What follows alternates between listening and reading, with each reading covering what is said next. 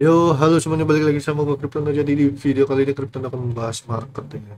Dimana Kryptono akan membahas market kripto yang ibaratnya nanti malam akan ada berita CPI.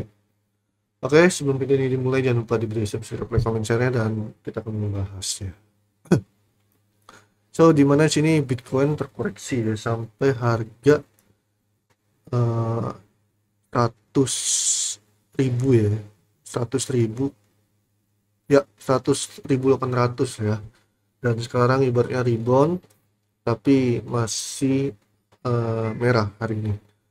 Nah, terus juga sini DXY juga rebound ya. Nah, ngerinya nih dia hampir ke 103 sampai 104 sih poinnya. Ini kalian bisa harus hati-hati. Terus dominance juga sama.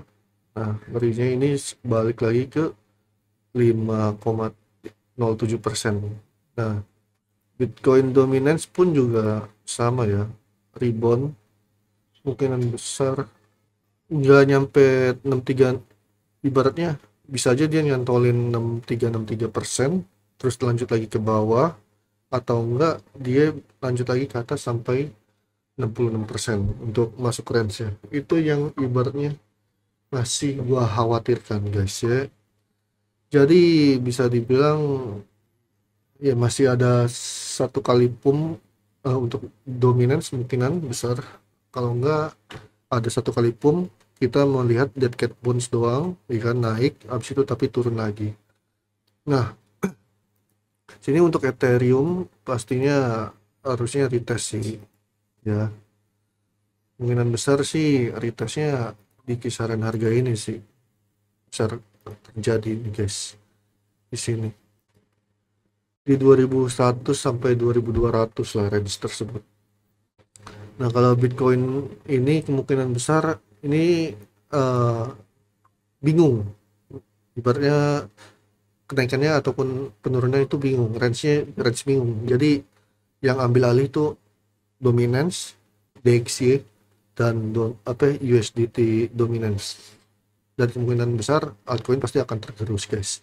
Sama halnya yang udah Kryptondo bahas di Telegram ya. Nih, tadi pagi. Nah, ada dua kemungkinan besar ya, langsung jatuh dalam atau BTC bingung tapi BTC dom naik jatuh dalam lagi, kemungkinan besar di 91,5 Kak. Tapi nggak mungkin sih jatuh dalam langsung ke harga 91,5 Kak. Pastinya BTC bakal dibuat bingung guys, dan US Bitcoin dominance yang mendominasi seperti itu. Nah, kalau untuk urusan CPI kemungkinan besar ya CPI itu pasti turun sih, inflasinya turun, dan kemungkinan besar juga itu kalau turun itu bakal bagus buat di bulan Juni, untuk suku bunga bulan Juni. Karena kalau misalnya suku bunga mau turun, kemungkinan besar inflasi harus turun dulu, karena Jerome Powell itu udah pernah ada targetnya di mana inflasi itu harus turun sampai 2%. Yes ya. Ini kalau kita lihat dari CPI YOY, bukan, nih, dari CPI YOY ini 2,4% ya sebelumnya. Nah, kalau 2% ini besar kemungkinan kita kan bisa eh, apa ya, QTN terus potong suku bunga sama print duit QA.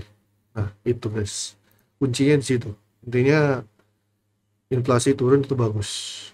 Oke, itu aja sih yang bisa kita bahas. Thank you untuk semuanya dan bye bye, love you and untuk stay safe ya sob.